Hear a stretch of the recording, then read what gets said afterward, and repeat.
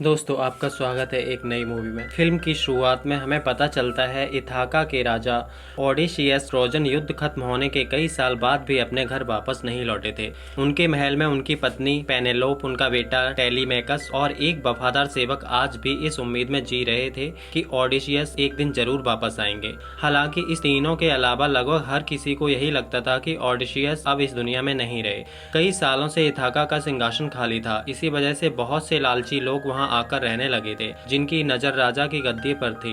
आसान शब्दों में कहें तो ये सभी ओडेशियस के दुश्मन थे। वे रोज महल में रहकर वहां का खाना पीना इस्तेमाल करते थे और पेनेलोप पर दूसरी शादी करने का दबाव बना रहे थे, ताकि शादी के बाद उनमें से कोई इथाका का नया राजा बन सके। लेकिन पेनेलोप ने उनके सामने एक शर्त रख दी थी। वह अपने पति के लिए एक खास कपड़ा बुन रही थी और उसने कहा था कि जब तक यह काम पूरा नहीं हो जाता तब तक वह किसी और से शादी नहीं करेगी। मगर पेनेलोप दिन में जितना कपड़ा बुनती थी, रात में चुपके से उसका कुछ हिस्सा खोल देती थी। इस तरह वह लगातार समय निकाल रही थी ताकि उसका पति ओडेशियस वापस लौट सके। उधर उनका बेटा टेलीमेकस भी अब अपने पिता का इंतजार करते करते परेशान हो चुका था। वह किसी भी कीमत पर अपने पिता के बारे में सच्चाई जानना चाहता था। तभी उसने अपने शिक्षक और बॉडीगार्ड से पता चलता है कि ओडेशियस एक बेहद करीबी दोस्त शायद उसके बारे में कुछ जानकारी दे सकता है। वह व्यक्ति स्पार्टा में रहता है, इसलिए टेलीमेकस और बॉडीगार्ड के साथ स्पार्टा जाने का फैसला करता है। रवाना होने से पहले वह अपनी मां पेनेलोप को भी अपने इस सफर के बारे में बता देता है, लेकिन उन्हें इस बात का अंदाजा नहीं था कि कोई उनकी बातचीत छिपकर सुन रहा है। दरअसल पेनेलोप की एक नौकरानी गुप्त रूप से उनके दुश्मनों के साथ मिली हुई थी। जैसे ही उन लोगों को पता चलता है कि टेलीमेकस स्पार्टा जा रहा है तो उसे रास्ते में ही खत्म करने की योजना बना लेते हैं। उनका मकसद साफ था, अगर टेलीमेकस रास्ते से हट जाए तो इथाका के सिंहासन पर कब्जा करने का उनका रास्ता और आसान हो जाएगा। जब टेलीमेकस स्पार्टा पहुंचता है तो वहां का राजा उसका स्वागत करता है। यही वह राजा था जिसकी पत्नी की वजह से ट्रोजन युद्ध की शुरुआत हुई थी। उस युद्ध में ओडेशियस ने भी अपने दोस्त का साथ दिया था। स्पार्टा की रानी टेलीमेकस को बैठाकर उसे उस भयानक युद्ध की पूरी कहानी सुनाने लगती है, जिसमें वह खुद भी शामिल थी। यह युद्ध लगातार 10 वर्षों तक चला था, लेकिन 10 साल बीतने के बाद ग्रीक सेना पूरी तरह थक चुकी थी। तभी ओडेशियस ने अपनी बुद्धिमानी से एक शानदार योजना तैयार की। उसने एक बहुत बड़ा लकड़ी का घोड़ा बनवाया। इसके अंदर ओडेशियस, स्पार्टा का राजा और कुछ चुनिंदा सैनिक छिप गए।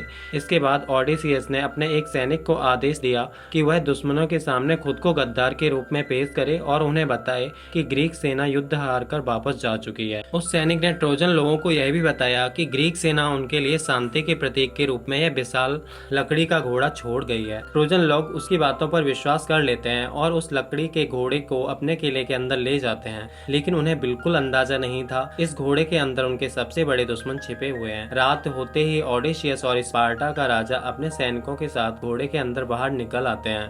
इसके बाद वे किले के मुख्य दरवाजे खोल देते हैं, जिससे ग्रीक सेना अंदर घुस जाती है और ट्रोजन लोगों पर हमला कर देती है। ट्रोजन सेना ज्यादा देर तक उनका सामना नहीं कर पाती और आखिरकार पूरी तरह हार जाती है। इस तरह स्पार्टा का राजा और ओडेशियस यह युद्ध जीत जाते हैं। स्पार्टा का राजा खुद मानता था कि अगर ओडेशियस उसे साथ नहीं देता तो शायद यह जीत कभी हासिल नहीं हो पाती। ओडेशियस ने सिर्फ अपनी सेना और धन ही इस युद्ध में नहीं लगाया था, बल्कि उसकी शानदार रणनीति की वजह से इतनी बड़ी ट्रोजन सेना को हराना संभव हुआ था। युद्ध खत्म होने के बाद स्पार्टा का राजा अपनी पत्नी को लेकर वहां से वापस चला आता है, लेकिन ओडेशियस अपने सैनिकों के साथ वहीं रुक जाता है। वह सेना के दूसरे हिस्से को लेकर एक लंबे और मुश्किल समुद्री सफर पर निकल पड़ता है। रास्ते में उन्हें खाने की जरूरत पड़ती है, इसलिए वे एक सुनसान द्वीप पर रुकते हैं। शुरुआत में उन्हें वहाँ कुछ भी दिखाई नहीं देता, लेकिन थोड़ी तलाश करने के बाद उन्हें एक गुफा नजर आती है जिसके अंदर ढेर सारा खाना रखा हुआ था। सैनिक उस खाने को देखकर खुश हो जाते हैं और उसे लेकर वहां से निकालना चाहते हैं, लेकिन ओडेशियस उन्हें रोक देता है। उसे शक होता है कि इतना सारा खाना आखिर किसी ने यहाँ जमा किया होगा,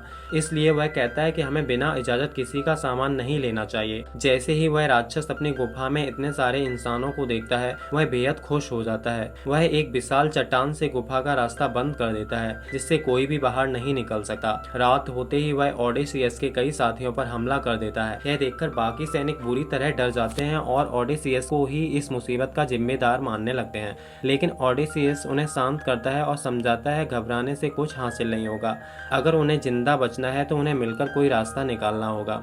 अगली सुबह जब साइक्लोप्स गुफा से बाहर जाने लगता है तो कुछ सैनिक उसके पीछे छिपकर बाहर निकलने की कोशिश करते हैं, लेकिन साइक्लोप्स की नजर उन पर पड़ जाती है और वह उन्हें पकड़ लेता है। अब हालात लगातार बिगड़ते जा रहे थे और सभी को लगने लगा था कि यहाँ से बचकर निकलना लगभग नामुमकिन है, लेकिन ओडिसियस ने हिम्मत नहीं छोड़ी। वह गुफा के अंदर मौजूद लकड़ी के एक बड़े टुकड़े को उठा लेता है। उसके एक सिरे को आग में गर्म करने के बाद वह अपने साथियों की मदद से उस हथियार को साइक्लॉप्स की इकलौती आंख में घुसा देता है।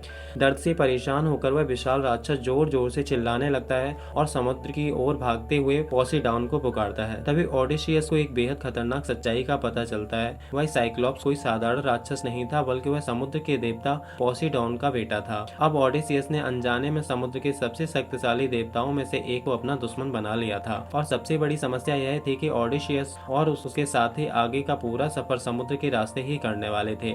जैसा डर था आखिरकार वही हुआ। पोसीडाउन ने अपने बेटे को घायल करने के लिए ओडिसियस से बदला लेने की ठान ली। उसने समुद्र में ऐसा तूफान और भ्रम पैदा किया कि ओडिसियस और उसके साथी अपने रास्ते से भटकते चले गए। भागते भागते वे उसी द्वीप पर मौजूद एक रहस्यमयी घर तक पहुंच जाते हैं। ओडिसियस को बिल्कुल अंदाजा नहीं था कि यह घर एक जादूगरनी का है। वहां पहुंचने के बाद उसकी नजर कई सारे सुअरों पर पड़ती है। भूख से परेशान ओडिसियस उस महिला से खाने के लिए कुछ मांगता है, लेकिन वह महिला उसे एक सुअर मारने के लिए कहती है। बातचीत के दौरान ओडिसियस को धीरे धीरे पता चलता है वह महिला कोई साधारण इंसान नहीं बल्कि एक शक्तिशाली जादूगरनी है। इसके अलावा वहाँ मौजूद सभी सुअर असल में उसके जादू की वजह से इस रूप में थे। वे कभी इंसान हुआ करते थे और उसके अधीन काम करते थे। अब ओडिसियस समझ जाता है इस समस्या को ताकत के दम पर हल करना आसान नहीं होगा, इसलिए वह अपनी बुद्धि का इस्तेमाल करता है और उस जादूगरनी से पूछता है कि आखिरकार वह लोगों को इस तरह सुअर क्यों बना देती है। जादूगरनी उसे बताती है कि वह असल में बुरी नहीं है। इस द्वीप पर रहने वाले विशाल और ताकतवर लोगों से खुद को सुरक्षित रखने के लिए उसे ऐसा करना पड़ता है। वह कहती है कि अब ओडिसियस के लिए समुद्र के रास्ते घर जाना संभव नहीं है। उसे अपने घर तक पहुंचने के लिए अंडरवर्ल्ड यानी मृतकों की दुनिया से होकर गुजरना होगा।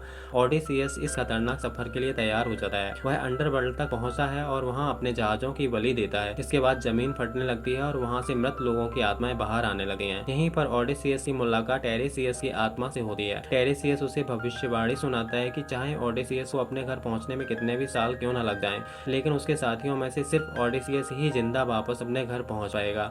ओडिसियस इस भविष्यवाणी को मानने के लिए तैयार नहीं होता। उसे यकीन नहीं होता कि उसके सारे साथी रास्ते में मारे जाएंगे। तभी अंडरवर्ल्ड और भी कई आत्माएं बाहर आने लगे हैं। ये सभी वही सैनिक थे जिन्होंने ट्रोजन युद्ध में ओडिसियस के साथ लड़ाई की थी। इन सैनिकों की आत्माएं ओडिसियस को ही अपनी मौत का जिम्मेदार ठहराते हैं। उनका आरोप था कि ओडिसियस ने उन्हें युद्ध में आगे करके एक मोहरे की तरह इस्तेमाल किया था। वे कहते हैं कि उसकी रणनीति की वजह से गरीब सैनिकों को अपनी जान गंवानी पड़ी, लेकिन अब ओडिसियस के पास रुकने का समय नहीं था। टेरेसियस की बात मानकर वह वहां से आगे बढ़ जाता है। अंडरवर्ल्ड से बाहर निकलने के बाद भी उसकी मुश्किलें खत्म नहीं होती। ओडिसियस और उसके साथी फिर से समुद्र की यात्रा शुरू करते हैं, लेकिन आगे उनका सामना एक और खतरनाक मुसीबत से होने वाला था। उन्हें पहले से पता था कि समुद्र में कुछ रहस्यमयी जल परियां रहती हैं जिन्हें सायरन कहा जाता है। उनकी आवाज इतनी सम्मोहक होती है कि जो भी इंसान उनसे सुनता है वह अपना होश खोने लगा है और उनकी तरफ खिंचा चला जाता है। इस खतरे से बचने के लिए ओडिसियस ने अपने सभी सैनिकों से कहता है कि वे अपने कानों में मोम भर लें ताकि उन्हें सायरन की आवाज सुनाई ना दे, लेकिन ओडिसियस खुद उनकी आवाज सुनना चाहता था। इसलिए वह अपने साथियों से कहता है कि उसे जहाज के खंभे से मजबूती से बांध दिया जाए। जैसे ही सायरन गाना शुरू करती हैं, ओडिसियस धीरे धीरे उनकी आवाज की जादू में फंसने लगता है। वह खुद को आजाद करने की कोशिश करता है, लेकिन उसके साथी उसे मजबूती से बांधे रखते हैं।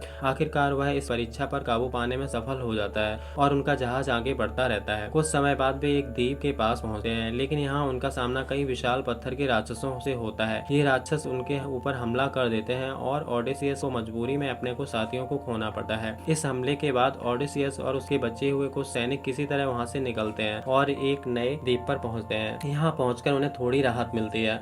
ओडिसियस इस द्वीप के बारे में पहले से जानता था। यह सूर्य देवता का द्वीप था और यहाँ घूमने वाली सारी गायें भी उसी देवता की थी। ओडिसियस को अच्छी तरह पता था कि अगर किसी ने इन गायों को नुकसान पहुंचाया तो इसका परिणाम बेहद खतरनाक हो सकता है। जिस तरह पोसीडोन ने उन्हें श्राप दिया था, उसी तरह सूर्य देवता भी उन पर अपना क्रोध बरसा सकते थे। इसलिए ओडिसियस ने अपने सभी साथियों को साफ चेतावनी दी कि वे किसी भी हालत में यहाँ मौजूद गायों का शिकार नहीं करेंगे।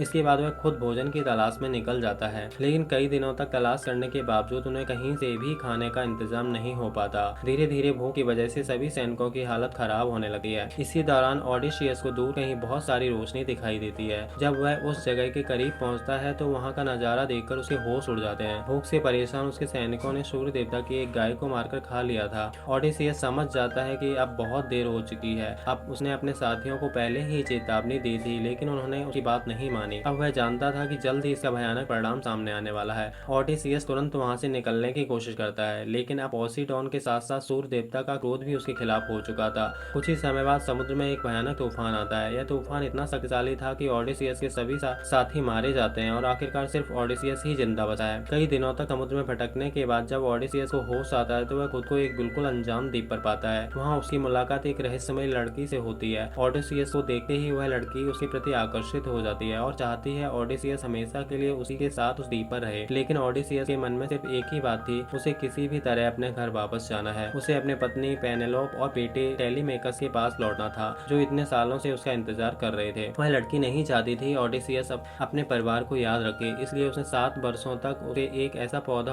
और दवा दी जिससे धीरे धीरे उसकी याददाश्त कमजोर हो जाए और वह अपने पुराने जीवन को भूल जाए। लेकिन 7 साल बीतने के बाद भी ओडेसियस अपने परिवार को नहीं भूल पाया। तमाम कोशिशों के बावजूद उसके दिल में अपनी पत्नी और बेटे की याद हमेशा बनी रही। आखिरकार उस लड़की को भी एहसास हो गया कि वह ओडेसियस को हमेशा अपने पास कैद करके नहीं रख सकती। उसे ओडेसियस पर दया आ जाती है और वह फैसला करती है कि अब वह उसे उसके घर पहुंचाने में मदद करेगी। इसके बाद वह खुद ओडेसियस के साथ मिलकर एक छोटी नाव तैयार करती है और उसे उस द्वीप से बाहर निकालने में सहायता करती है। कई मुश्किलों का सामना करने के बाद ओडेसियस लगभग 20 साल बाद आखिरकार अकेला अपने घर इथाका की धरती पर कदम रखा है। लेकिन ओडेसियस जानता था कि अगर वह अचानक सबके सामने अपने असली रूप में वापस आ गया तो पूरे शहर में हंगामा मच सकता है। इसलिए वह एक गरीब भिखारी का वेश धारण कर लेता है और चुपचाप अपने ही शहर में दाखिल होता है। सबसे पहले वह अपने एक बूढ़े और अंधे वफादार सेवक के पास पहुंचा है। यह सेवक इतने सालों से अपने राजा ओडेसियस की वापसी का इंतजार कर रहा था। ओडेसियस उससे बात करने की कोशिश करता है, लेकिन उसे जल्दी एहसास हो जाता है कि उसका वफादार सेवक उसे पहचान नहीं पा रहा है। हालांकि बातचीत के दौरान वह सेवक ओडेसियस को एक ऐसी महत्वपूर्ण बात जरूर बताता है जिससे आगे की कहानी एक नया मोड़ लेने वाली थी। उस वफादार सेवक से ओडेसियस को पता चलता है कि उसका बेटा टेलीमेकस इस समय बहुत बड़े खतरे में है। दरअसल टेलीमेकस अपने पिता की खोजने के लिए घर से निकला था, लेकिन इथाका में मौजूद ओडेसियस के दुश्मनों को जैसे ही इसकी खबर मिली, उन्होंने उसे रास्ते से हटाने की योजना बना ली थी। उन्होंने टेलीमेकस को खत्म करने की पूरी साजिश एक मंदिर के अंदर तैयार की थी। यह बात पता चलते ही ओडेसियस बिना समय गवाए उसी मंदिर की ओर निकल जाता है। जब वह वहां पहुंचता है तो उसके सामने एक भयानक नजारा होता है। उसके दुश्मनों ने नकली पुजारियों का भेष धारण कर रखा था और उन्होंने टेलीमेकस के शिक्षक और उसके बॉडीगार्ड को पहले ही मार दिया था। अब उनका अगला निशाना को टेलीमेकस था। वे उसे जहर देकर मारने की तैयारी कर रहे थे, लेकिन तभी ओडेसियस सही समय पर वहां पहुंच जाता है। ओडेसियस अचानक उन हत्यारों पर हमला कर देता है और अपनी जबरदस्त लड़ाई से एक एक करके सभी को खत्म कर देता है। इस तरह वह अपने बेटे टेलीमेकस की जान बचाने में कामयाब हो जाता है। अपनी जान बचाने वाले इस रहस्यमय भिखारी का एहसान चुकाने के लिए टेलीमेकस उसे अपने महल में ले आने का फैसला करता है। लेकिन टेलीमेकस को जरा भी अंदाजा नहीं था जिस भिखारी को वह अपने साथ घर ले जा रहा है वह कोई और नहीं बल्कि उसका अपना पिता ओडेसियस है। करीब 20 साल बाद जब ओडेसियस अपने घर वापस आता है तो वहाँ मौजूद कोई भी व्यक्ति उसे पहचान नहीं पाता, लेकिन उसका वफादार पालतू कुत्ता उसे पहली नजर में ही पहचान लेता है। यह कुत्ता पिछले 20 सालों से अपने मालिक की वापसी का इंतजार कर रहा था। जैसे ही उसे ओडेसियस की खुशबू महसूस होती है वह खुशी से अपनी पूंछ हिलाने लगा है। लेकिन इतने लंबे इंतजार के बाद अपने मालिक को देखने की खुशी के कुछ ही पल बाद वह आखिरी सांस ले लेता है। यह भावुक दृश्य देखकर टेलीमेकस को भी सच्चाई का एहसास हो जाता है। उसे समझ आ जाता है कि यह भिखारी कोई अजनबी नहीं बल्कि उसका खोया हुआ पिता ओडेसियस ही है। अब महल में पहले की तरह रोज दावतें होने लगती हैं। उन्हीं दावतों के दौरान भिखारी के भेष में ओडेसियस अपने एक बड़े दुश्मन के पास पहुंचता है और उसे अंडरवर्ल्ड से लाया हुआ एक धातु का टोकन देता है जिसे उसे वहां से संदेश के तौर पर मिला था। उस टोकन को देखते ही वह आदमी घबरा जाता है। उसे लगता है यह भिखारी उसके सारे गुप्त राज जानता है। गुस्से में आकर वह ओडेसियस को लात मार देता है और उसे महल से बाहर निकाल